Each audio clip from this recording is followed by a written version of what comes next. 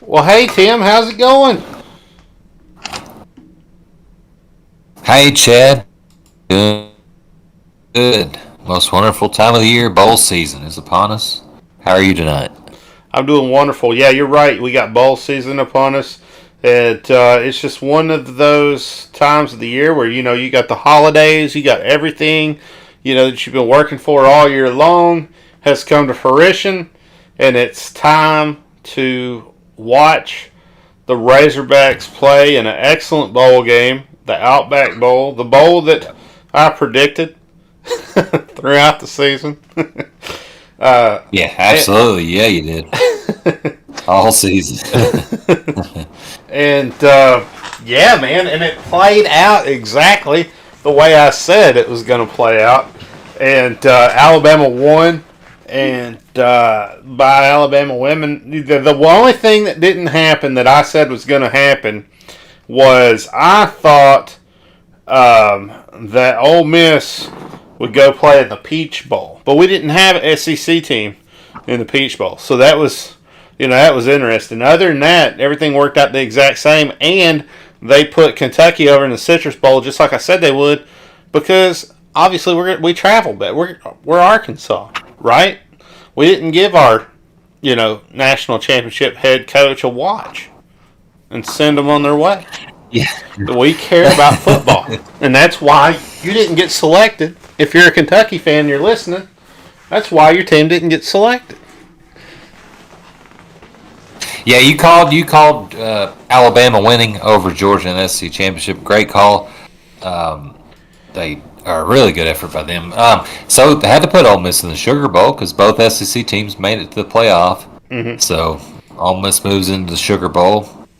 Some other teams kind of move around in there. But like you're saying, Arkansas, we're in a bowl game. We were in a bowl game last year. No fault of ours that we didn't get to whip TCU's ass. Mm-hmm. But we're coming for Penn State this year, and I'm excited to be there.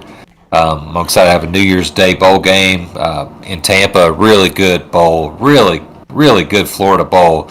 A reward for the players Mm-hmm. that are going to play to get to go down and play in Florida, and probably some the probability is probably going to be some good weather.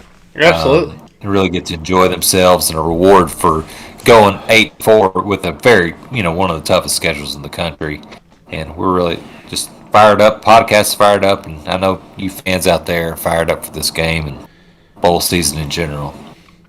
Yeah, absolutely. And I think this is you see A&M, they get to go up to the other Florida bowl game, and it's not surprising. So I don't know. It really shook out in a way that was very predictable this year. Honestly, there wasn't a lot of surprises.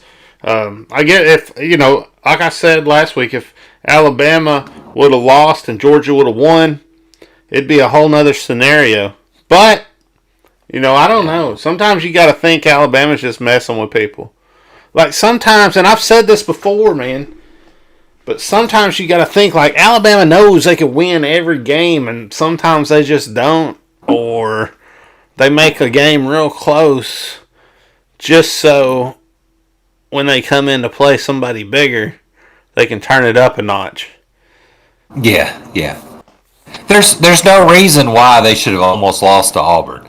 There's really, I feel like we played really good to be competitive with Yeah, Alabama. within 7 points. Absolutely, we did. But Auburn, just them, no way they played the same way they played against Auburn that they did against Georgia. Mm-hmm. You know what I mean? Yep. And that's why people like you knew it. You knew they were going to bring it, Chad. And I picked. I was looking at the picks we had, and I picked Georgia. I was right there thinking, Georgia's defense too good this year. And they weren't. Bama's the.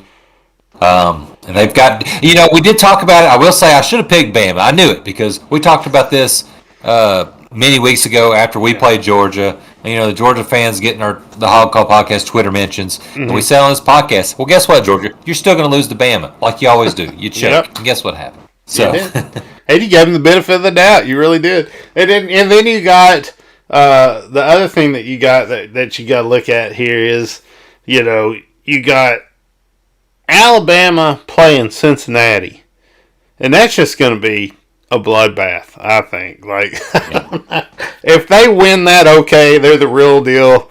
I'll give it to them. But I don't see that happening. And then you got Georgia, and you got another Alabama Georgia game at the end of the year. Like, you got to expand the playoffs.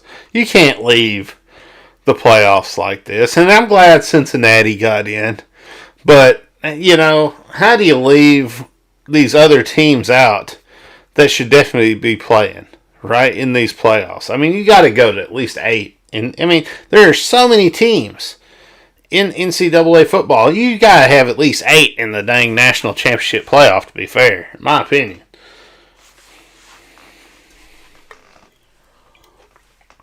Yeah, and then with Cincinnati, Alabama, they're going to say, kind of what years ago we were talking about UCF. They went undefeated. Thought maybe they had a shot. They should have had a shot in the playoffs. They were really good. Mm-hmm. UCF was really good that year. So what happens if Cincinnati gets beat? Decently by Alabama? They're gonna be like, oh well, they didn't belong. Well, who wouldn't? Who else? Who else in the country wouldn't probably get beat by a couple touchdowns to Alabama in the playoffs this year? With the way Bryce Young is throwing the ball around, just in general. Wow. Nick Saban coached defense. A 12-team playoff is going to how it's going to have to be. And you're seeing this. You're seeing the way college football is going with players opting out of the bowls. And not just like our bowl game or any bowl games across the country. You're seeing this like in Fiesta Bowls, like Notre Dame's. Their top running back, safeties are opting out. Michigan State and Pitt, who's got a big bowl game. They're starting quarterback Pickett's out or opting out. Kenneth Walker, who Heisman finalist, is opting out for Michigan State. So what you do just kind of help mitigate that at least some in that 12-team playoff is to have more teams that feel like they have a chance. You're not going to see that. Yeah. Teams or players quitting before the full season is over. And the 12-team playoffs just a great idea. Even if you reward the top couple teams with a bye. Yeah. Or something that like they do get rewarded. Besides the number 1 seed Bama playing the 12th seed, which is pretty good in itself. You know what I mean? But oh yeah. I want a 12-team playoff so bad. I'd take that in a heartbeat. I expand it out further in a heartbeat, definitely. I think the more teams that you have in that have an opportunity, the more opportunities you're going to see. Cinderella stories, and I want to see Cinderella stories. I don't want it always being Alabama and Georgia playing each other in the national championship game. Sometimes Ohio State gets the squeak in. Sometimes you get you a Michigan in there every once in a while. Maybe if USC's having a good run of luck, they get in there. But yeah. I want to see teams. I like, what if Cincinnati comes in here and beats Alabama? Like, that's what I want to see. That's what I'm rooting for. That's what I hope happens. For sure. That's what I want to happen. And I know as an SEC fan, I probably shouldn't be like that. But I'd like them to beat Alabama and then play Georgia and beat them too. And that's horrible for an SEC fan to say, I guess. But no. I hate both those teams, and that would be such a huge deal. That would put the UCF national championship claim. That would give it more validity. Honestly, it really would if that happens. So we'll see. We'll see what happens. It'd really shake things up. I bet you if they win, we'll see an expanded playoff within 2 years. If they win, we'll see an expanded playoff within 2 years. Yeah, we all got to root for that. It doesn't matter if we're SEC or not. I like you said, I hate both those teams. I don't like any of these in the SEC teams. Why should I root for them? Like, there's no reason for, like, what has the SEC done for us? What has Alabama and Georgia done for us? Nothing. Two losses on our schedule. They sure put us on our schedule put them on our schedule. I mean, Alabama every year, of course, obviously, right? But how you gonna put Georgia on? Like, right? Wow, the schedule they gave us after the time we was having, they knew what type of football we was playing, and they were, there were other teams, man. There were like Vandy had to play a couple teams in our, division. There were other teams, man. You didn't have to do it like that. But look, Sam Pittman handled his business. He did what he needed to do. Went out and got Jimmy Sexton. Now he's saying, "Hey, I want to get paid." Told him they need to double his contract if they want to keep him around. Now what that tells me, I'm going to be honest to Razorback fans, what that tells me is like his loyalty to the University of Arkansas, which was like up here and like I'll take whatever I can get. I'm just glad I'm a head coach. Thank you for the opportunity. Woo, way down here to like, if Oklahoma came calling where he was born and raised, he might slide on over there. I'm not saying that's going to happen, but it's a possibility that something like that could happen, because he wants his money, and he deserves it, and he's worked hard for it, and he's done what he needs to do. I say we pay him. Right now, I say you back the truck up, and you got to keep Sam Pittman there, right? You got the coach that has the number 19th recruiting class in the nation, beating Lane Kiffin, who has the number 24 recruiting class in the nation. The reason I say that is because Lane Kiffin is a household name, right? Like people want to go to that school and play for him. He's a character, beating out Mississippi State, beating out all these teams, how in the hell A&M got number one in the nation? A&M number one nation, Alabama number two, and Georgia number three. How the hell has that happened in recruiting? All right, like that blew me away. Yeah, I didn't know. I was surprised when I saw A&M. I mean, they're still gonna find some way to not do it off in the end. But man, that's you get that talent of players. Good Lord. Jimbo's figured that part out. With Pittman, Yurachek had the kind of the perfect scenario, or he thought he had the perfect scenario, and I get it. Like, he wanted to base a lot of things off incentives. He wanted to have a buyout lower, and that worked when Pittman first came in. No head coaching experience. Mm-hmm. You got him really cheap, which was fair. But yeah, he's proven even what we had in the previous under Morris, like the lowest of the low, couldn't get any lower in football in this program. What Pittman's done, how he's had his players rebounded. You could even see it this year. Yeah. We had those couple losses in a row, and then you get that bye week, and the way we finish off the schedule. He's wanting to get paid. And also, you look at I think a lot of like the other coaches in the SEC. You look at Billy Napier. You look at old Billy in Florida. He's getting paid $7 million. Mm-hmm. You know what I mean? And that's just where it is that he's going to ask for that. Now I don't know if he's going to get. Maybe there's a place in the middle. I think Yurachek was going to give him a raise. I think they're going to find probably some way to restructure that contract. I would think so. So maybe they meet in the middle somewhere more around 6. But Pittman's looking to. Look, you don't. He got Sexton for a reason. You don't get Jimmy Sexton for that reason. Now I don't know. You don't get Jimmy. His previous agent, not yeah. Oh, I'm sorry. You don't get Jimmy unless you're willing to move. Unless you're willing to go to a bigger school for a bigger contract to make more money. And I don't blame him. I think he's worth it, right? I think he's proven. Everybody else is, yeah. And he's just going to continue to, his value is just going to continue to increase the more we win.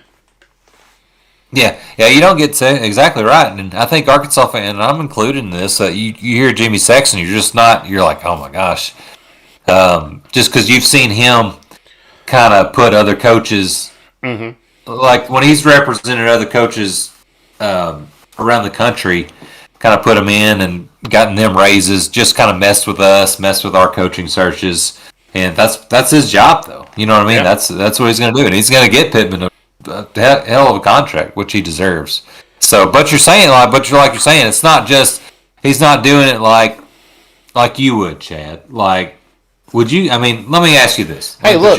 Hey, you get Jimmy Sexton because it is for sure your dream job. Like, if you were put in that situation, Pittman said that. But would you at this point, if Chad Smith, not not Pittman. What he's done. If you did Yeah. this, would you be like, I'm gonna go get Jimmy Sexton get Well, you look. Here's the thing. get Here's more what money? I'm gonna do. I'm gonna follow. I'm gonna follow my lead, who is the last true Razorback, true and true coach that we had, Houston Nutt. I'm gonna get Jimmy. I'm gonna tell him, I need money, Jimmy. Like, I know the university's got money. I know that Walmart's got money. I'm doing a damn good job, and I want to get paid. But I ain't going nowhere. Do what you got to do. And so when Jimmy says I'm going to LSU, and Jimmy says I'm going over to, all these Nebraska. other places, Nebraska, so on and so forth, then, you get a few extra bucks because it looked like you might be entertaining the idea. So, I do think he's represented coaches that were true and true to their school. But at the same time, when the school turned on him, right, he got him a job over at, Ole Miss. He was there. He was there for him when he needed him. He got him into another school. And what has he done after that, though? That's the thing. So I don't know. I would go with it. I would get as much money as I could. I want to be paid. I don't blame him at all. And even if I wasn't leaving, I'd want to be paid. But I take the job right now for $100,000 a year. Yeah, let's see exactly. Like $100,000 a year. Yeah, I'm gonna pay the rest to my assistants, and we ain't never. I'm gonna win all kinds of championships. Watch. That's a lot of money throw around to assistants. Yeah, it is. That's the thing too. I'm hoping we do have that money. We have a lot of money. I think with wins, there's going to be excitement. There's going to be donations coming in. The ticket sales are big. A lot of ticket sales are big this year, and they're going to keep improving. Next year with a really good home schedule, they're going to be big. So it's going to be hard not to do that. I hope it doesn't. 100,000 Go ahead, Chad. 100,000 pay off all my debt. All the debt I owe right now, and then 100,000 a year. Plus a retirement, or $1 million retirement. 100,000, $1 million retirement stipend, and take care of all my debt that I got right now. I think that's fair. That's a hell of a lot cheaper than all these other coaches are. I think too. Yeah, I think too. They should make sure you 100,000, pay off your debt, give you that $1 million retirement, pay your bill, make sure you have a nice house, make sure you have family has cars to drive, but just nothing. I can rent a nice house for 100,000 a year up in Northwest Arkansas. Oh yeah. I'm not proud. I don't need all that fancy stuff. They'll be burning my truck. They'll be burning my truck to the ground.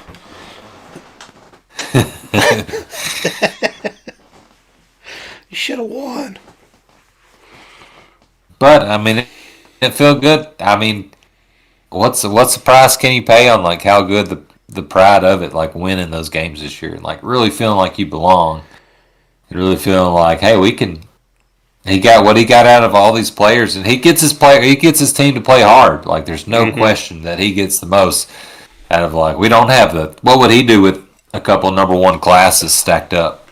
You know what I mean? Yeah, you're right. It's hard at Arkansas. We haven't done that, but you know what I mean. He gets what we've got, and there's more to be seen. Are we gonna follow up? It's gonna be interesting next year to see when you get paid that much. If you're getting paid $7 million, $6 million or over. There's that pressure increases. We can't go down to 4-8 next year. Are you right? No, the hell no. You got to see an improvement on this year. That's just how it goes. We got to have 9 wins next year. 8 ain't gonna cut it. If you get less than 8, something ain't right. 7 and 5 ain't gonna fill. Why? Because Burks left. Because Burks took off. Come on. You got to fill those gaps. You got to figure it out, right? We're going to be losing. Quarterback coming back. We got a quarterback coming back. We got a stable of running backs coming back. We got a lot of defensive players that are out the door. So that's scary. But you should have players that are stepping up. You got Pittman that's out there, with a really good recruiting class. You see him filling gaps.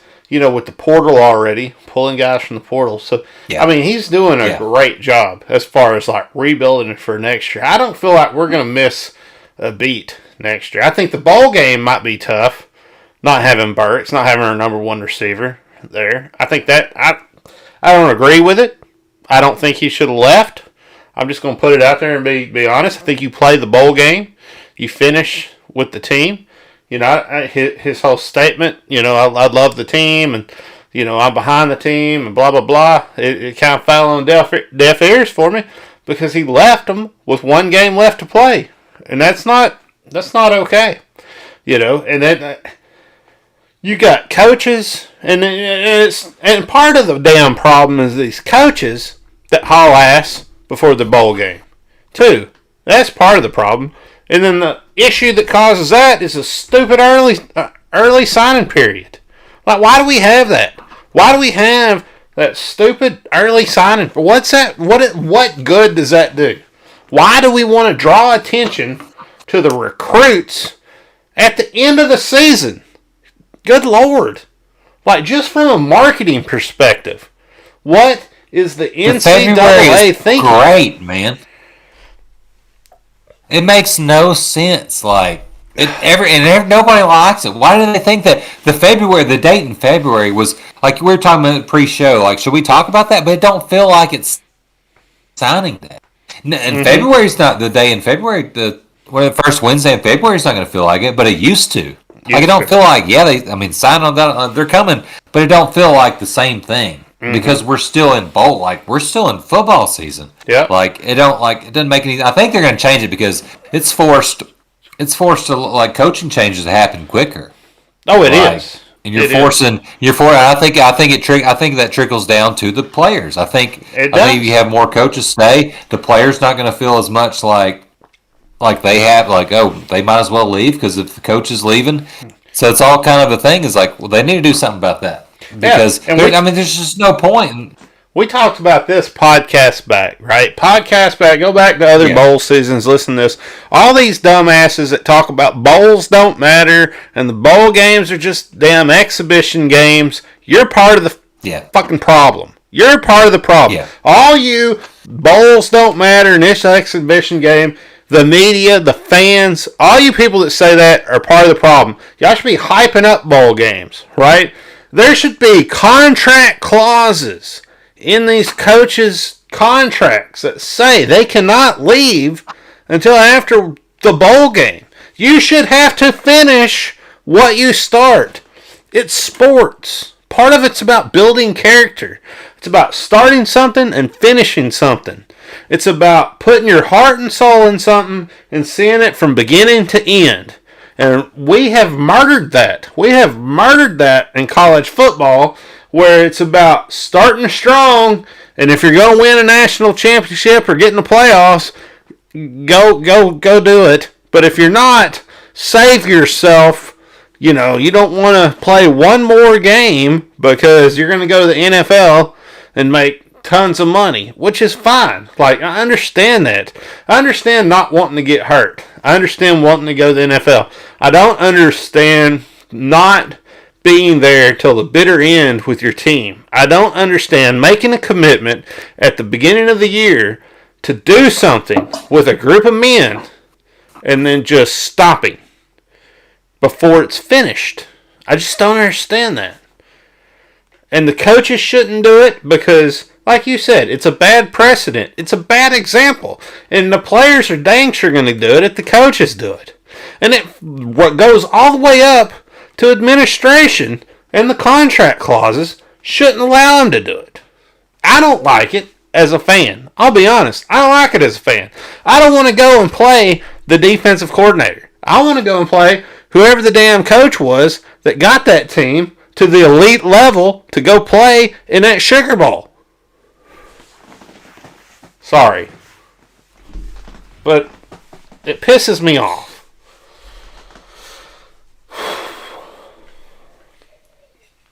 Yeah, I never understand that the bowl games don't matter, folks, because, like, and there's also the folks that say that bowls are too many. There's too many bowls. Like, well, don't watch it. I'm going to watch them. Oh yeah, I'll watch whatever bowl I can. As many as I can fit in my time.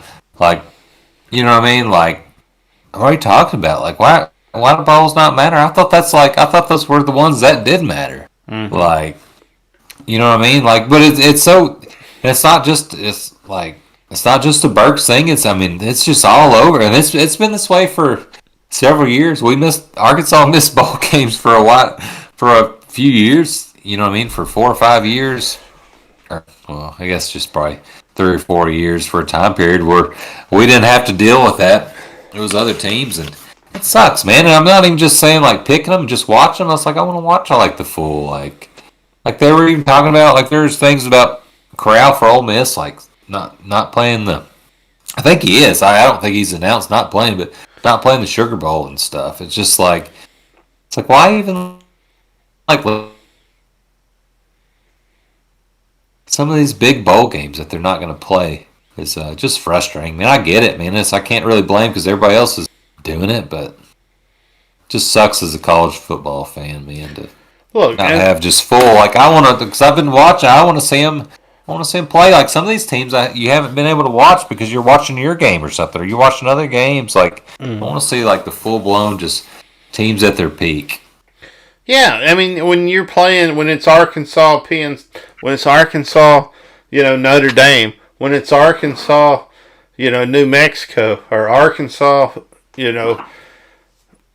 Michigan, right? You want to see those teams at their top performing state whenever you go in there to play them, just like they were during the regular season. And you want to finish the year out like that. I don't understand how bowl games, even if we go to a 12-team playoff, I don't understand how bowl games would become something that is just an exhibition game at the end of the year. I don't understand that. It should always be the best teams in the nation who were able to get 6 wins slugging it out. Yeah, I will say just today it was announced, Chad. I just saw Penn State starting linebacker Brandon Smith declared for the NFL draft. He's not playing in the Outback Bowl. 6'3", 241 pound. Mel Kiper Jr. ranks him a number 2 outside linebacker in the draft. 81 tackles this year, 45 solo, 9 tackles for loss, 2 sacks, 5 pass breakups, 3 quarterback hits, and 1 forced fumble. Big Ten Defensive Player of the Week against Auburn.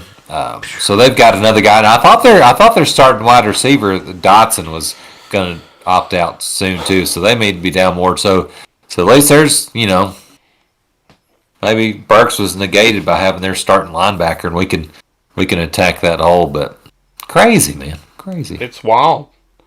The whole thing's wild. Anyway, that's my rant. But I'll take them being out. Well, it's so weird that I just bowl games mean something to me, man. I'll just be honest, man. The Outback Bowl, the Citrus Bowl, the Sugar Bowl, the Cotton Bowl, the Liberty Bowl, for Christ's sakes. They all mean something to me. They're something more than just a game at the end of the year that was played because you got some wins. Like, our bowl schedule and our bowl wins are abysmal at the University of Arkansas. They're horrible. Yeah. And we should be the last team to be holding this up as a sacred thing that happens in football. But damn it is. It's the closing of the year. It's a sacred time. These are sacred games. They should be played by each team to the best of their ability with their absolute best players and the coaches that they had throughout the year. Then move on. Then move on to your next team and start recruiting. Hell, if we got to move recruiting back past February to March and do signing day on March 30th, I'd rather do that to not have these coaches and players in these bowl games. I really would. Yeah, just go back to February. Man, like always, like 2 minutes. Oh well, man. It's probably gonna get worse before it gets better, or maybe it'll get better. Maybe once they change that, it'll get better. I suspect it'll go to a larger playoff, like you said, 12-team. Bowl games will eventually become irrelevant, and it will just be basically some exhibition games at the end of the year. Nobody will even be excited to travel to them. And they'll be like, man, we should have listened. We went against our best interest this whole time. Then the bowl committees will start shutting them down. Surely not. I mean, if then you'll just have the playoffs. I mean, is the 12-team playoff going to make the 12-team playoff's not going to make the Sun Bowl any less, or the Gator Bowl any less. What about the Idaho Potato Bowl? Yeah, see. I'll see. Bring it, man. The Cheez-It Bowl. I'm down for all of it, man. Cheez-It Bowl.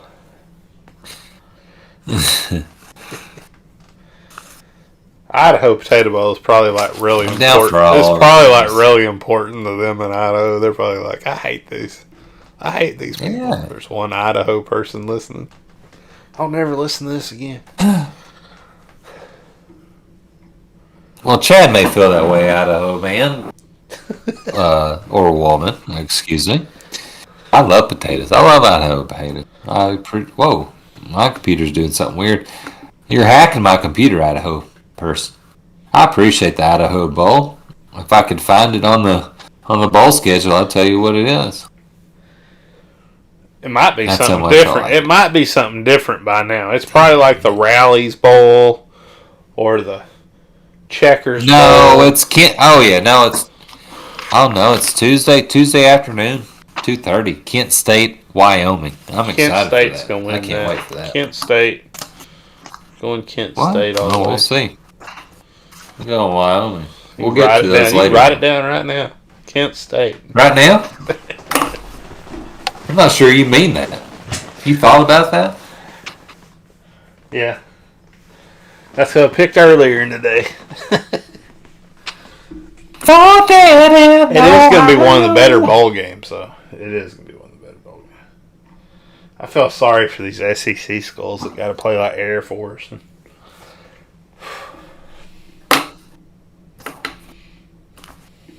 Hey, man. Yeah, Missouri's got to play Army. Army just lost to Navy. Army's coming to look Missouri's. Now, Missouri, I'll tell you, you're talking about the A&M getting the number 1. Missouri finished with like a top 10 recruiting class. No. Missouri. Did they? Drunk with. Top 10? Yes. Jesus. Hold on, man. Yes, they had a crazy recruiting for being 6-6 and getting drunk wits. Dude, they were what in the? All right, well, 12th and 247, which is that's Missouri 6-6 Missouri. Kentucky was number 11. Still good though, 12th. Good Lord. Yeah, I saw where Kentucky was number 11. I saw that. Dude, Stoops, man. But Kentucky's had a hell of a year. Stoops is a big name, and he's doing big things over there. I don't, can he keep it up? Maybe, but we'll see. We'll see. He's got a situation where the expectations aren't because it's a basketball school forever. You know what I mean? And the expectations aren't just where he's going to get pushed out the door if he goes 7-5 one year. You know what I mean? It's that's better than my goodness, that's all right. They already got one national championship. I mean, what are they going to do with 2? Yeah. Oh man. Where do we go from here? I don't know. I guess we can talk about basketball a little bit. All right, let's get into basketball. Let's see, where did we leave off at? We talked about Charlotte, so we're into Oklahoma, right? The Oklahoma game? Good Lord. All right. Yeah, let's talk about Oklahoma. Well, that was a horrible game. I watched the game. Horrible game. And just like off the top of my head, I'm not even going to open the stats up yet, but just off the top of my head, we were just jacking up threes and doing some real stupid shit with like, just how we were like moving the ball up and down the court and wasn't in sync. Wasn't in sync as a team. I guess that's the best way I can put it, right? We wasn't in sync as a team. Yeah, we weren't in sync, turning the ball over, crazy turnovers. Allowed them to just throwing it out of bounds. 13 out of bounds a lot. Yeah, 13 out of 22. Oklahoma hit 13 out of 22 from three. Just our 3-point defense has been bad this year. It's been the worst under Muss. He's got to get it corrected. He knows that. He talked about it. We were out physical. We were out manned by a team. They were full. We talked about it in the last podcast. They're full of transfers. And they're not a team full of. They were a team full of juniors and seniors in that starting lineup, but guys that are a lot of grad transfers. So they were kind of pieced together just like us. So if we want to we've got 3 returning starters, or actually, 4 of our 5 starters played last year for Arkansas. And you got Davis, Williams, and Note that were starting in the NCAA tournament. Yeah. And then you had Vanover in there. And then, look, we're not going. Muss went till late 8 last year. A lot better than coach than I could ever dream to be. So, But we're a podcast, so I don't understand why Muss didn't go to more than 6 or 7 guys that game. It wasn't working. We got down 15-0. Yeah. And you just leave the same lineup in. Don't try anybody else. Let Note take 14 shots, 3 out of 14. Yeah. Note don't have it every game. And you're leaving it in for the whole game. He plays 38 minutes and a half. Like, try somebody else. Try KK Robbins. Try Jackson Robbins. Somebody that can shoot. Actually put the ball in the hole. Wade got 3 seconds. KK Robbins got 3 seconds. Like, try somebody different. Free throws were good, at least. I mean, we're trying to get fouled and stuff.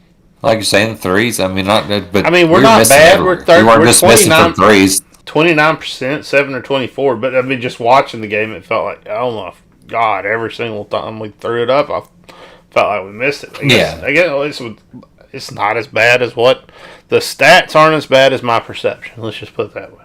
No, we're a terrible 3-point shooting team, but I mean that was there's even more reasons. There's even more reasons than that we lost, and just absolutely out rebounded by.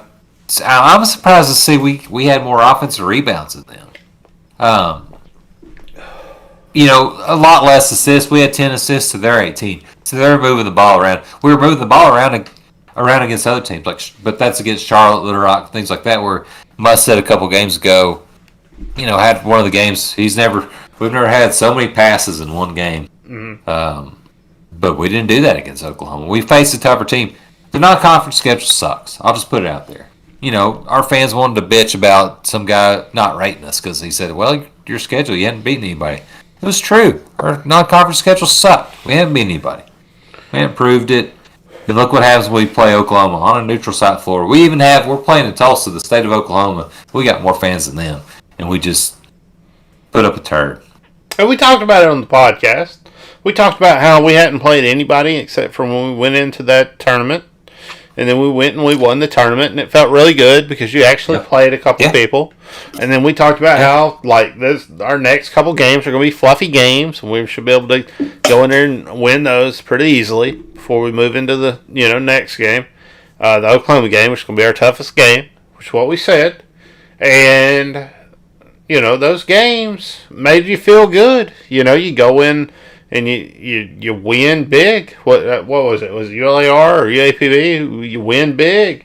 You go in the next game, you win nice and big. So you're thinking like you got an opportunity. Like you're not going to get embarrassed. Like you're going to be able to go in and play and be able to compete.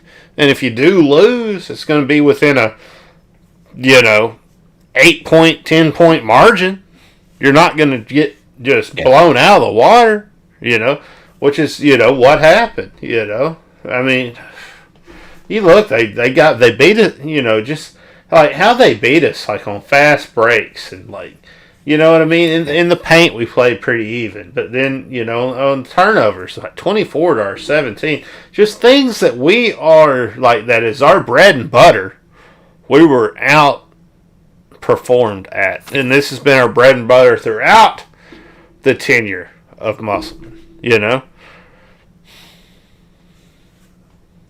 Yeah, we take 10 more shots than they do, make 7 less. Mm-hmm. Like you're saying, fast break 6 point, like they doubled our fast breaks, and that's usually, like you're saying, that's our bread and butter. That's when our guards do the best, and that's where we're going to put the ball in the hole. Yep. And it's second chance points too. Like I don't know if I've seen us that low, and I don't know if it's been that low in Musta's tenure. Like just one basket off of second chance points. Only that's with 9 offensive rebounds. We just exactly. I mean, your bench is doing about the same. But like you said, we should have had more guys in. We should. Yeah, we didn't even really go to the. We didn't really rotate deep enough. Yeah, I mean, not even just. I mean, I say maybe every game if we're playing well enough, but the starting lineup was just not good. Like Devontae Davis did what he could to keep us in the game, but everybody else was just. Like, and it says that Vanover only played 4 minutes. He never even tried him again. But probably that 1 3-pointer shot he took in the first couple minutes, probably Musselman said no. But he doesn't say no to everybody else when they, like no take. He's just not hitting them this year. But he's jacking them up. And Musselman said, we're better. It's okay. 3-pointers off the pass where we're set on a set shot. But the ones where we're the guard, whoever takes it when he's dribbling the ball and then pulls up from wherever. It doesn't work that way. Like the percentages are so much lower, just taking ill-advised threes and then giving up so many, like the rotations on defense are bad. And it's just a bad game. It's embarrassing, man. And I'm not saying like we had this last year. Start of SEC play last year where it was like, wow, we just got manhandled and it's not looking good and then what happened. But as far as right now, man, just that was an opportunity to get a win against a Big 12 school, and we just didn't do it, man. And it got embarrassed too. Not even like down to the wire, like got embarrassed. Mm-hmm. Yeah, and a lot of fouls in that game too. Like we went out there and committed a lot of fouls that we didn't need to commit. They were shooting pretty well in their free throws. I mean, given that we shot better in our free throws, missed 1 free throw for the night, 94%. But why were we fouling so much? Like we didn't need to be. We shouldn't have been all handsy. Like we were handsy with these guys. Yeah, we were. Yeah, we were. We wasn't down. We didn't need. We needed to. Shit. Never mind. I don't know. Yeah, and Coach Musk gets thrown out of the game, and a little late for that. Like he should have done that when we got down about 7 minutes earlier, about halfway through this. If he's going to get himself get thrown out halfway through the second half to fire subs. Sometimes it works, but do that when you're playing one of these small schools. Get thrown out and let your assistants handle it when you're playing one of these small schools. Not when you're playing Oklahoma. Good Lord. It was over, but it was over by that point. My goodness. I'm just saying. Doesn't mean we'll lose for a while or whatever, but like we've got to see us beat some good teams.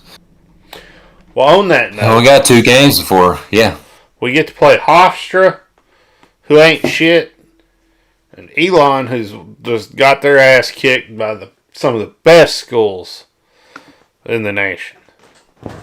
So, hopefully we can win these 2 games and roll into Mississippi State. And I mean, that's what you got, right? You got Hofstra, who's a bunch of big guys, big team, large guys, like when I say large, like heavy guys. You know what I mean? A lot of guys in the 215s and stuff. And so, you're going to go in and play a more physical game. Obviously, these guys are going to come in and play a much physical game than we've seen with some of these other teams. Yeah, they are. And I think they're like top 15 in 3-point shots attempted. And what we saw last week against Oklahoma, their percentage from threes, our 3-point defense has been terrible. Mm-hmm. That if we allow them, if our defense doesn't step up this game, like we could lose in Little Rock. Like, so we play a lot of guards in that big lineup like you're talking about. Could put it to us. Well, and you got what you was talking about this head coach earlier today, telling me, how he was, big time, head coach, been in the NBA and so on and so forth, and stopped at a lot of different levels, and I mean he's building something. He's trying to make something happen here. He's a big time coach. Speedy Claxton. I mean, what a hell of a name. Yeah, he played. Hell of a name. Yeah, that's a great name. He played in the NBA under Coach Muss when Coach Muss was the head coach for the Warriors. So I guess maybe they had that connection on playing each other. But he knows his style. He would know his style. Yeah.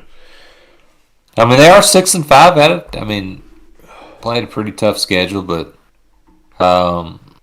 if we want to look at that real quick, lost first game of the year at number 15, Houston, lost in overtime.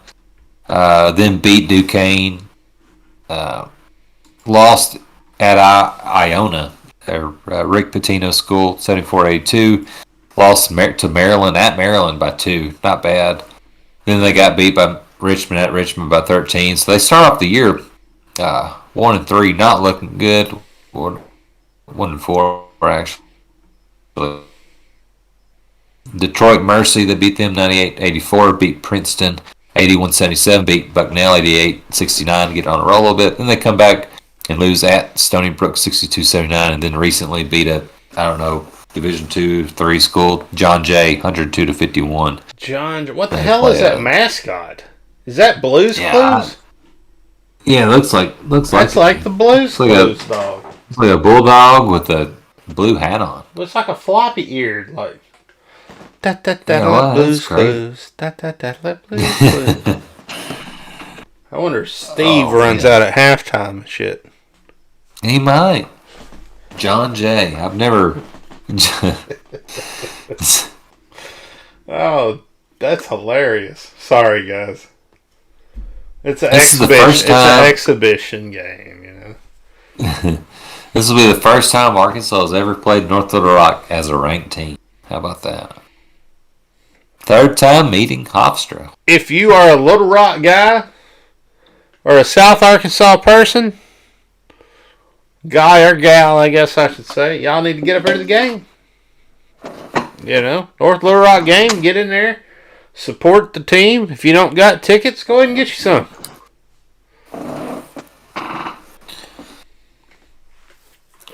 Former Razorback Baby, I think that was his nickname. Leads Hofstra in rebounds, 7.3 average. We're 12-9 in Simmons Bank Arena. A couple Little Rock natives. Who we got here?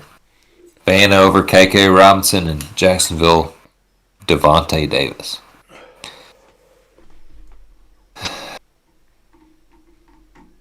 So, a little bit about that. Not on TV. It's crazy. Let's see here. Leading scorer is Zach Cooks, 17.4 points a game. Jalen Ray, who's like top 10 in Hofstra history in games played, 13.8 points a game. Darlington Stone Dubar. That's a pretty cool name, too. Darlington Stone Dubar. 13.5 points a game. Aaron Estrada, 13 points a game. And Omar Silviero, 12.2 points a game. So it's kind of a lot of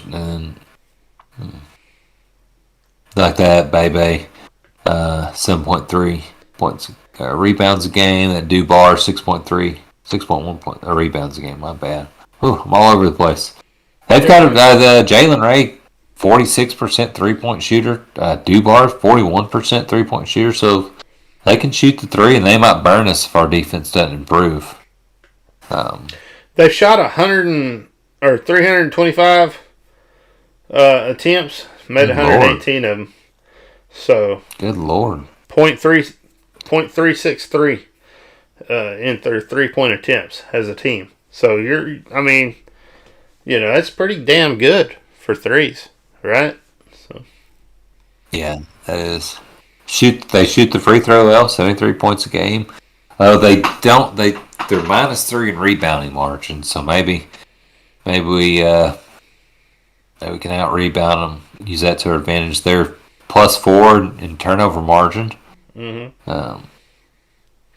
They score about 79 points per game. We should be able to score more than 79 points on these guys pretty easy. Yeah. I mean, our points per game, their points per game, we should, just looking at that stat, we should have the upper hand here. Yeah, this should be a team we beat. This should be. I'm not even sure the mascot. 7.7 steals per game. That's the thing that surprises me. Like that's the thing. Like to me, that's where I'm like, ooh, that's where you want to watch out, right? Not the 3.4 blocks or anything else, but the 7.7 steals per game, almost 8 steals per game. Like that's pretty impressive. Yeah. And that's moving the ball up and down the court every time, right? So that's, are you, like, most of the time when you get a steal, you're moving the ball back down the court. It's an opportunity, too, yeah. Yeah. It gives you an opportunity, too, yeah. Absolutely. I mean, it's going to be a team that you can't take lightly. You got to go in there and, do your best with. Well, should we do a prediction on this? We should. We should indeed. Okay. Hofstra and Arkansas. I'm going to say 102 Arkansas, 51 Hofstra. 102 to 51? Mm-hmm. Give them a little dose of their own medicine. We're coming out pissed off. Yeah. I feel like shouldn't have lost that last game. We know we shouldn't have.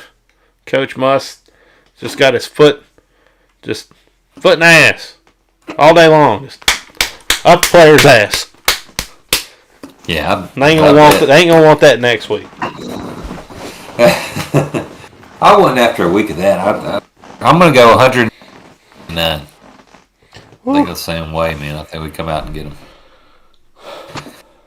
All right. Well, let me put it this way. I'll be upset if we don't score 80 points and keep them at their 70-point, mark. Yeah, for sure. Well, the next team,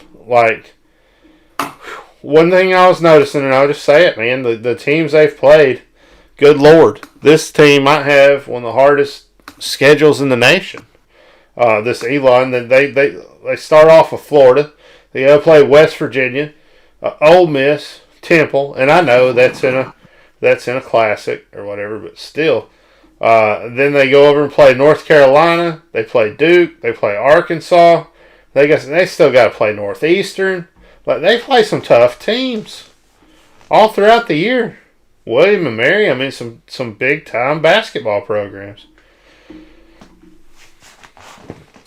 Yeah, no, that's a crazy. That's got to be one of the highest. Besides those Randolph colleges and Bluefield, D2 or NI, whatever these schools are. Florida, West Virginia, Ole Miss, Temple, Greensboro, UNC Greensboro is usually pretty decent. Then at North Carolina, at Duke, at Arkansas. I mean, that's a tough. Before they get into the Colonial Athletic Conference games against Northeastern. So this is their last non-conference game. So this is going to be. Winthrop's usually pretty good too. So they've really tough non-conference schedule. Now, before you get too excited with hearing that and get all worried, they've only won 3 games. I mean, they've lost to everybody, right? Yeah. Florida, they played close, though, 61-74. West Virginia, they played, well, not really. That wasn't really close. Well, that was 68-87. Ole Miss, Ole Miss took care of business. Like, let's see if there's any other. I didn't see anything that was, like, close after that, Nothing where it was like, oh, my goodness, they might be able to win this thing. Except for with the Georgia game. Or Florida game. Yeah. And that was Florida's first game. So they might have just not had something, clicking. Sure. Yeah, I mean, that's still, I mean, they're battle tested. That's a lot of just what it says to me. Even North Carolina, I remember thinking, like, and then they're on a 1-game win streak, too, against Winthrop. Mm-hmm. So really, a lot of that's just a tough schedule. I would like to see what our, besides those like Randolph colleges, but I'd like to see us play something like that in Duke, North Carolina, West Virginia, Florida. Well, we could play Florida and Ole Miss, but you know what I mean. Yeah, absolutely. No, I get you. Yeah, they're only like at 71 points per game. Allowing their opponents 75. So, I mean, they're just, they're a team that you're supposed to go in. You pay them their money and you beat them and you're done. And it's one of these games where you just want to, you want to win the game. I mean, I guess the 3-point percentage again. You got to watch them there. Like I would say that's probably their big. It looks to me like just as a cursory glance at this team, like that's one of their one of the things they're best at. Yeah, it is. I mean, shooting pretty good. So they're -6 on the rebounds. So that's something we should be able to out-rebound and take advantage of that. Not as many. They turned the ball over quite a bit too, so maybe we can force a lot of turnovers.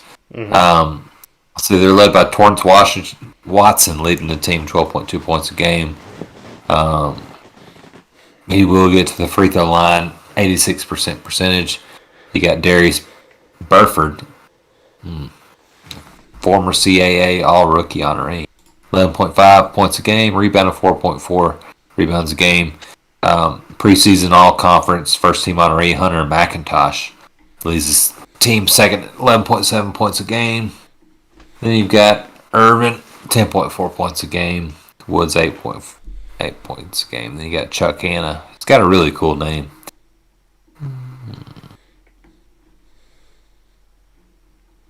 McIntosh 6'2", Hanna 6'7", Watson 6'5", Burford 6 foot. So really, really a short kind of team on the guys that's really kind of leading them. Irvin 6'5". They do feel like a very undersized team all the way around. Where you're coming from, playing a bigger team with the Hofstra, and then you're coming in here and playing just a totally undersized team. Yeah, it's crazy. We're playing 2 back-to-back Colonial Athletic Conference in Hofstra and Elon. I don't know. That's just maybe probably how it just worked out. But yeah, I mean, no wonder why they're getting out rebounded so bad. But let me see here. Okay, I see this stat where they set a program record for points against Randolph. They don't count though. They're not a real team. Like, you know what I mean? Like, I don't need to see that. Mm-hmm. They do return 4 starters, so they're an experienced team. They've got a couple more seniors in Gillis, Butler, Wooten, and Mendez. Juniors, Daugherty, and Irvin. Sophomores, Graham and Michael. So they're experienced. They're tabbed to finish 6th in the Colonial Athletic Association poll. McIntosh and Butler, all conference honors in the preseason. But I didn't see Butler really play too much. So, experienced team. Yeah. But just not really impressive thus far. Mm-hmm. Then you got the Mike Sars head coach there, and I guess he was a protege of Bobby Knight, so anybody that worked under Bobby Knight, you always have to, you got to be on the lookout Sure. for, right? And he's been under some impressive coaches, and he's coming from a bigger program, but obviously he's trying to make a name for himself. This is what his third year in, I think. I think he came in 2019, so it's a guy that that's out for blood. You got to be careful. Their back's against the wall. They want to win one of these big games. They don't want to go in and lose all these big games they're playing. You don't play this many big-time schools and lose every one. Like, you somewhere along the way, especially in basketball, there's a misstep, there's a slip-up, there's a team that you get in there and beat. And you don't want to be that team. We don't want to be that team. So. Yeah, and right before conference play starts for them, well, I guess both of us too. It's our last conference game or non-conference game as well. Mm-hmm. But I guess they played Duke, but they're on a one-game win streak right now. Gillen's Butler hit a game-winning three with seconds the other night. They were down 1 when that happened. So they're trying to make something happen, turn the game around. They know in this conference, this type of have to win their conference tournament regardless to get in the NCAA tournament, have any chance. But it's a chance they're going to take a check for playing this game at Bud Walton Arena, but they're going to come in. They're not going to be scared. They've played really good teams, really, really big time environments already on Saturdays too. Like not just on a Monday night. They're playing North Carolina on a Saturday. They're playing Duke on a Saturday afternoon. Mm. You know what I mean? So they've seen these atmospheres where they're not going to be scared coming into Bud Walton Arena at all. All right, so you want to do a prediction on this one? Let's do it. I'll go Arkansas 88, Elon 58. All right, let's say I'm going to say Arkansas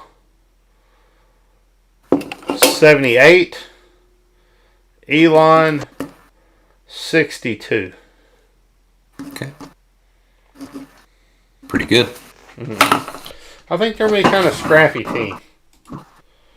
Yeah. I was impressed. I saw the kind of the spread saying I didn't get around to watching it because it was whatever Saturday night I was watching some football or something this past. So I was like, man, I want to tune into this Elon, North Carolina. I saw the spread was 25, 30 points. Elon at least kept it under 20. Impressive. Mm-hmm. I was impressed just by that. Keeping it. Okay, there they didn't just roll over to North Carolina. So absolutely.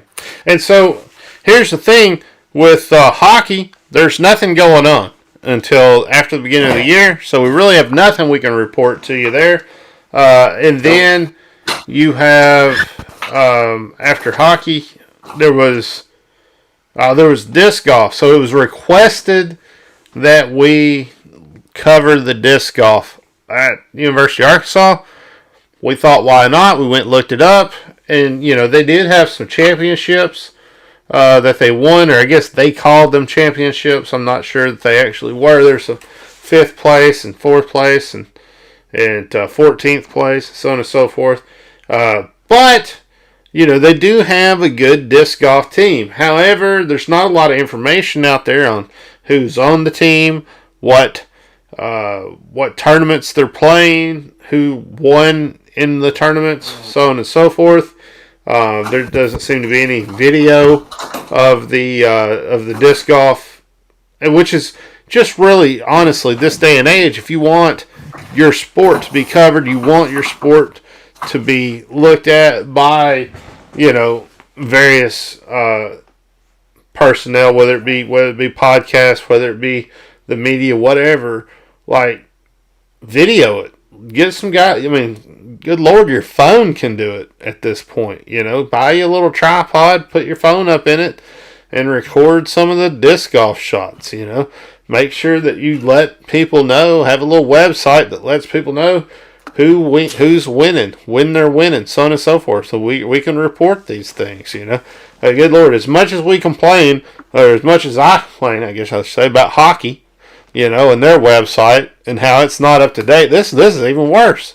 So, I don't know. I came to the conclusion that I don't feel like we're going to be able to cover it moving forward just because there's not enough vital information about the disc golf program to be able to provide that. But we do appreciate the suggestion, and we will be looking at doing that in the future if they increase their stats and things like that. We'll definitely bring it to you. And I really like the logo. The Disc Golf Club's got a really cool logo. It's got like kind of an old school A with the disc golf goal, like in that A with the University of Arkansas Disc Golf Club around it. I think it's really cool. I'd like to see some shirts. I'd like to see videos of the Razorback Club members, team members playing around. Even if you don't do much, and just put a schedule up or kind of update or just a little bit more. We'd like to talk about you, update everybody on it because seems like they don't get coverage enough. That's why we're on the forefront of really covering this hockey program on a podcast, and we're really proud of that. But we gotta have some to go with to help us along, and we will. I agree 100%. So but we'll keep checking in, and we'll see what you got going periodically, and if anything comes up, if you have news, we'll throw it out there. But that's it looks like we got a good program. And just looking at it, they've won. Like I said, they've won some tournaments and things like that, and it looks like we got a pretty darn good program. So just something to be aware of. And then what else? What else we got? We're not doing, like I said, we're not doing hockey. Football we already covered. Basketball we already covered. I guess we go into picks. I guess. Yeah, let's go into bowl picks. I will say before today's games, me and Chad both picked Toledo.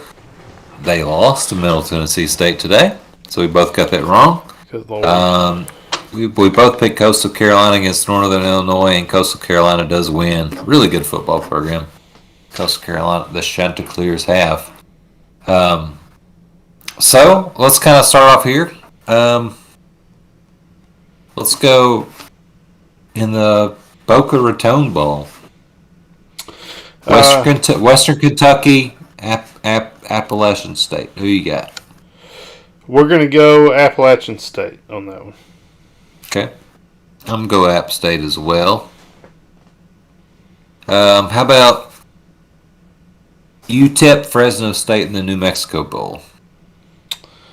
I'm going to go Fresno on that. Yeah, I'll go Fresno as well. UAB versus BYU in the Independence Bowl. Good old Shreveport. I'm going to go with BYU on that. Okay. I'll go UAB. Ooh. Let's go Eastern Michigan versus Liberty. Eastern Michigan. I'll go EMU as well. How about Utah State, Oregon State?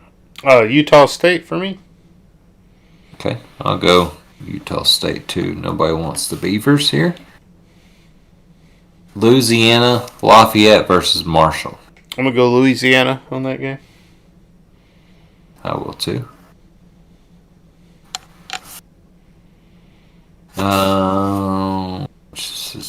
Moving on to Monday, Old Dominion versus Tulsa.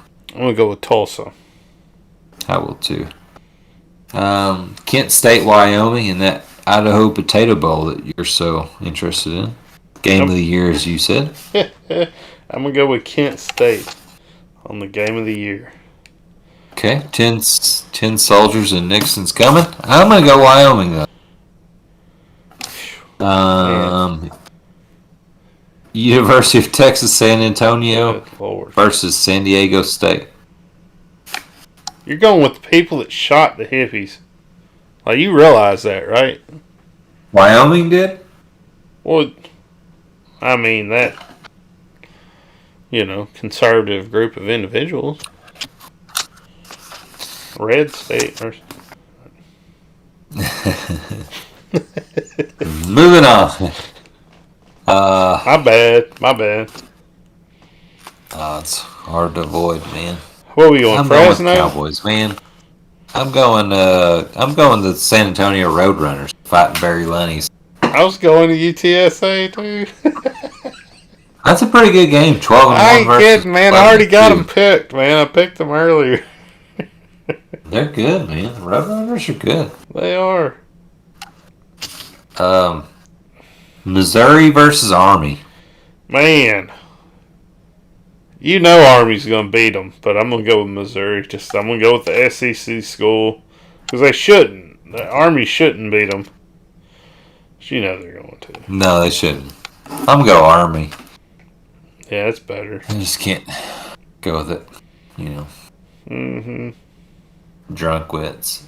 North Texas versus Miami of Ohio. Miami, Ohio is good. I'm going to go Miami, Ohio. They're good. Okay. I'm going to go Miami of Ohio, too. UCF versus Florida. Florida. Going to go with the SEC school.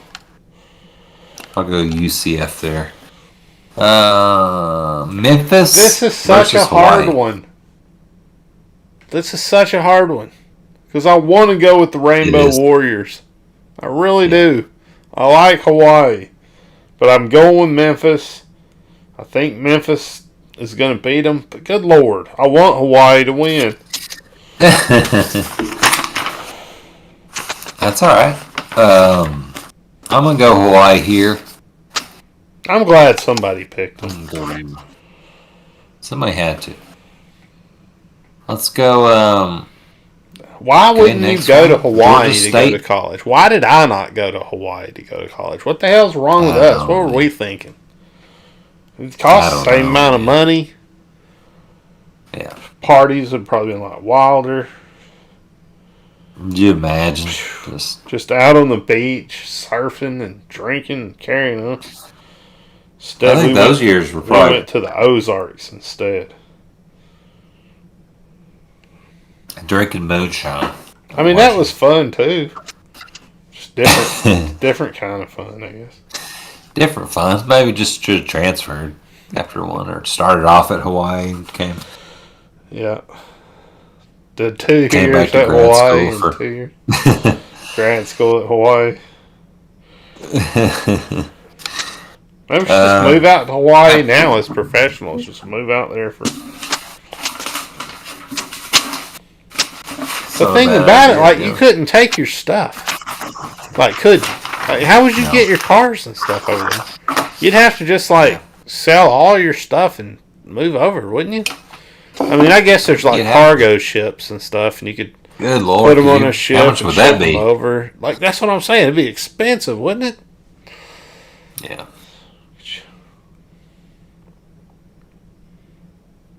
Maybe we'll hit the lottery. We can buy Hawaii, like a summer house. Isn't that what they call them? There we go. Real rich people that got more than one house. Woo. Oh, yeah. Summer house. Spend our winters in Hawaii. Oh. Georgia State, Ball State. Georgia State. I'm going Georgia State, too. I'm not going with the balls there. Western Michigan versus Nevada. Nevada.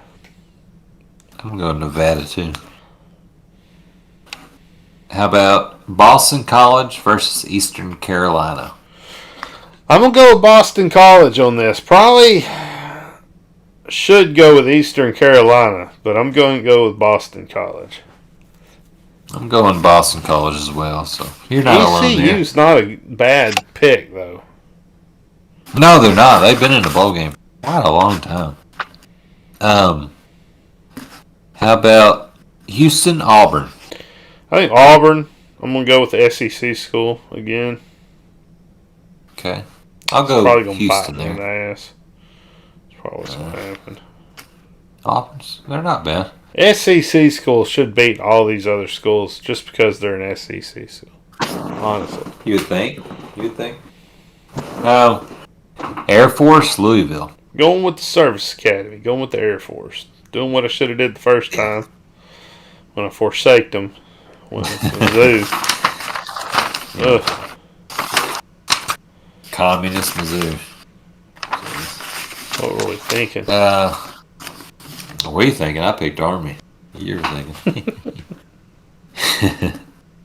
You love old Drunkwitz, don't you? You wanted him here. He's from Mississippi State.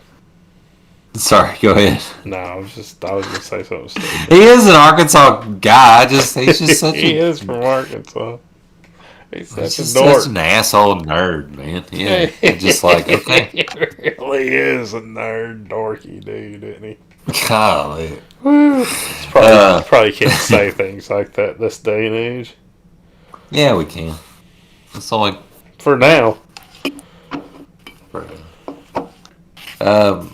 Mississippi State, Texas Tech. Mississippi State. Yeah, I'll go with the Pirate here.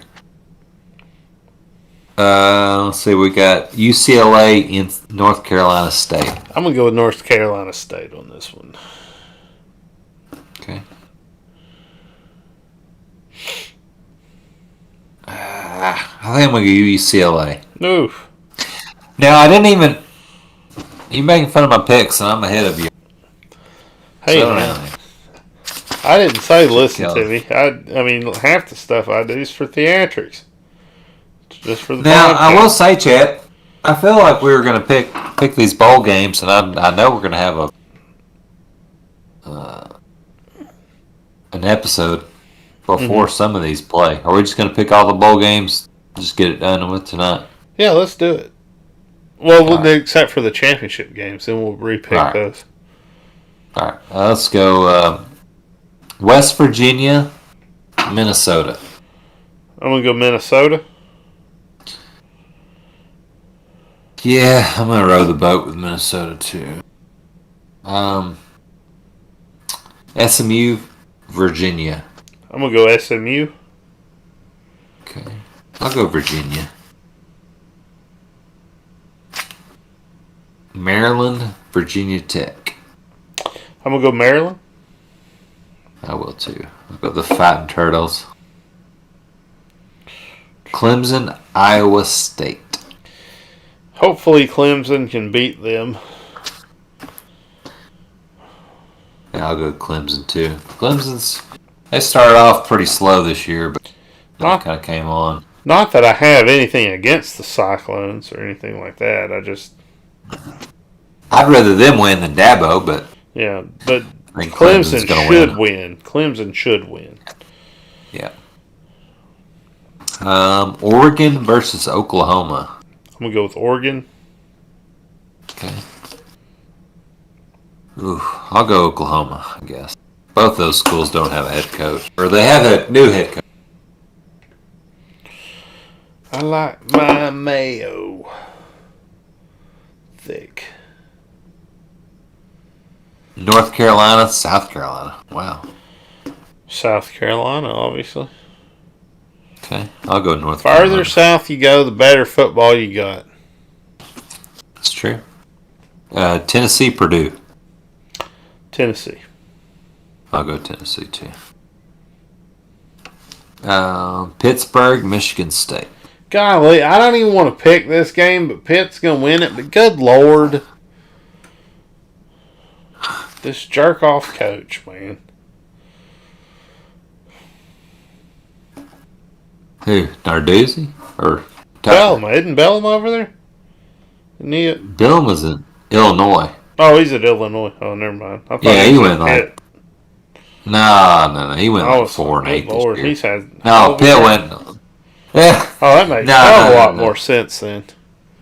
He didn't even make a bowl game. All right. They went 4-8, I think. Man, he'll be fired soon with that. Good Lord. Why do I think Burt did beat Penn State this year. Burt, I'm sure we'll get into this next podcast, but Bird did beat Penn State in like 8 overtimes or something. Oh yeah, I remember that game. Yeah, it was wow. Crazy. Bird. Wisconsin, Arizona State. I'm gonna go with Wisconsin. Okay. Yeah, I'm going Wisconsin too. Wake Forest, Texas A&M. I'm gonna go with Texas A&M. Should beat them. Should do it. Yeah, I'll go A&M too. Washington State, Miami. I'm gonna take Miami on this one. I will too. Central Michigan, Boise State. I'm gonna go with Boise. Yeah, I will too. Cincinnati, Alabama. Ooh-wee. I think I'm gonna go with Alabama by a lot. Yeah, I'll go Bama too. Georgia, Michigan. I'm gonna go Georgia by a little. Okay, I'll go.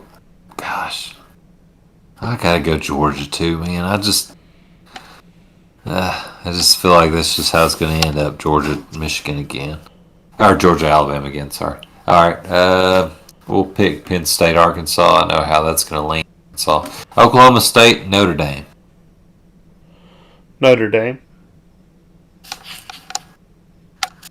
I'll go Notre Dame too. Iowa, Kentucky. Kentucky. Ooh, I will too. Utah, Ohio State. Ohio State. Yeah, I'll go Ohio State too. Baylor, Ole Miss. Ole Miss. Yeah, definitely Ole Miss. LSU, Kansas State. LSU. I'll go LSU too. And that's it. Missed one. You missed one. Arkansas, Penn State. Celebration Bowl. South Carolina State, Jackson State. And of course I'm going to go with Prime Time. Because Prime Time is the man. Yeah, I'll go Prime Time, of course, as well. Yeah, Jackson State's going to demolish them in that one. Y'all sleeping on Prime Time, really. Like, pulling the number one recruit from Florida, South Florida, or not South Florida, but Florida State. Like, come on, man. That was a statement. That was a statement right there. That was a statement slapping his alma mater in the face and saying, what the hell are you thinking? You had the opportunity to hire me, and you didn't do it. I don't understand why Jackson State, they don't get a chance to play in the FCS playoffs. Like, that's it for them. Mm-hmm. Like, I don't understand why. I guess I've just never really noticed that. Like, why the winner of the SWAC don't get to play in the FCS playoffs. Is it It's because crazy because they're 11-1, about to go 12-1. Is it because they were edged out by another team, or is it because they're HBCU or something like that? I guess they just play in their. I guess they just have the Celebration Bowl. Now they wouldn't have got edged out. I mean, they won their conference, so they would have gotten their only loss is to UL losing them in a row. But can you believe that, old boy? Good Lord. Well, I'll tell you what. Somebody's going into Jackson State. Somebody's getting their job taken. Somebody knows that's fixing to happen. And man, you got to feel bad for that guy.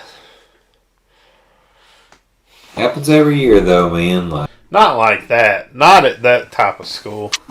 Not just a 5-star going to Jackson State. Yeah, that's true. Not like this. Not like, hey, this guy's going to be playing in the NFL. He's going to be, he's going to be taking over here. And here's my thing. You get to, as a receiver, work under Deion Sanders? Good Lord, man. Think about that. That's crazy. Well, you get to learn from the best of the best. His breaks and his cuts, like, just go back and watch his film, because I've watched a lot of it, and his cuts are tremendous. The things he could do out of the break, it was insane. That's what separated him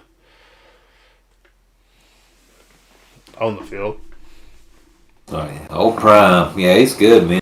We didn't regret not hiring him.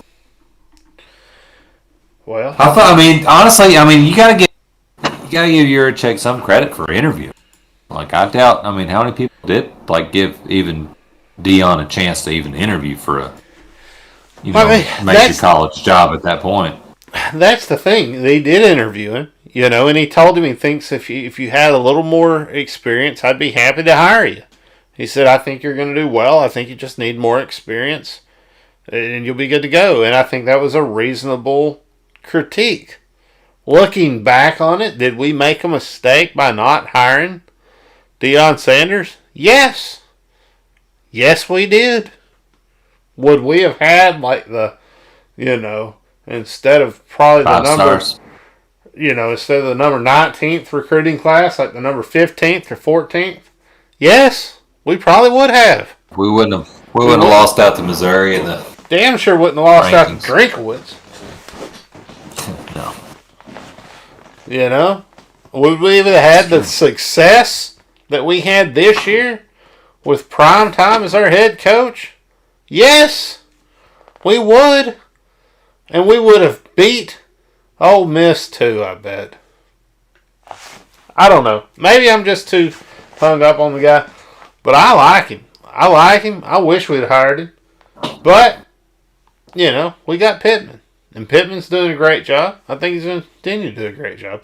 It might be a situation where Primetime comes and is our offensive coordinator. How about that? How about if we had Deion as the offensive coordinator at the University of Arkansas 2 years from now, year from now, that could happen. That's a legitimate, But I suspect he'll continue to win with that team, and some big program's going to pick him up very soon to be the face of their program. Oh, I'm sure. I was just glad LSU didn't do it here. Oklahoma going to be in the SEC soon, didn't do it. Yep. So hopefully he'll just go to his hopefully he'll take over for Norvell when he gets fired, and they'll stay over in another conference. Mm-hmm. Now that I've waited till the very end of this podcast, I guess I can eat some crow real quick and say, obviously, Kiffin didn't get, snatched up by LSU or whatnot, like I thought was going to happen or whatnot. So that didn't happen. Was it a mistake? Was it a mistake not to get him? Yes, it was. Dummies. Wow. Y'all are dumb. That's why y'all ain't going to win another national championship for 20, 30 years. Just run off the coach that... The last two coaches that got you one. You run off so many national championship coaches. The guy you hired this time made you put a little clause in there that you wouldn't run him off if he won a national championship. Think about that. You ought to be ashamed of yourselves. Yeah. I can't believe it. I'm glad he didn't Kiffin with those athletes LSU will get. That's crazy, man. I'm not scared of Brian Kelly. I'm glad because I'm not scared of Brian Kelly one bit. I think Brian Kelly got to number 5th in the nation this year and said, you know what? Without being in a conference, I ain't never going to be able to get number 4. I got to make a move. I'm going to LSU. Because, smart move by him. It's true. Not being in a conference, that's tough. That's tough for these, independent teams to... And they don't schedule Like they're not like it'd Easy be one pass. thing if they scheduled Alabama, LSU, Michigan, Ohio, and they just like got all the toughest teams on their schedule, and then didn't play in a championship game for their league. That'd be one thing. But that's not what they do. That's not how these cats do it. They they're play playing the like easiest damn schedule. last game of the year, Stanford and shit. Stanford. Good Lord. Almost lost to Toledo this year. Notre Dame. Horrible. What do you do? Easy path to just they play in the ACC in basketball. Like just play it in football during the pandemic. Still in a pandemic, but 2020 they played in the ACC. Just play in the ACC. Get over yourself. Mm-hmm. Or have a role where they can't play. Like they're like the HBCUs, I guess, that just play in Celebration Bowl. Notre Dame just plays the highest that they can go is playing the Cheez-It Bowl. You know what I mean? Something like that. That's their in Notre Dame. Always, if they're bowl eligible, playing the Cheez-It Bowl. Yeah. Oh, well, I guess that's it. Is that that's the end of the podcast, right? That's it, man. That is it. We did it. Just so you guys know, and I guess we didn't update anybody on this. I just thought about that. We did get the shirt out to the winner of the fantasy football team. Big Wiener Bandits. He said he had to wash it and put some sort of softening stuff in the washing machine. I guess that these kids use these days. Probably dried it. Probably put one of those little sheets in the dryer or whatever it is that they use. Make it smell nice. And then he's going to send some photos. I don't understand why he just couldn't put the itchy ass shirt on with the formaldehyde that's been sprayed on it. All nicely folded and stuff. Just get the pictures and send them in. But they're coming. So just so you know, he's got his shirt. Super happy. Pictures are coming. Yeah, can't wait to put out a picture of that. We get it. Woo Pig Suey. Go Hogs.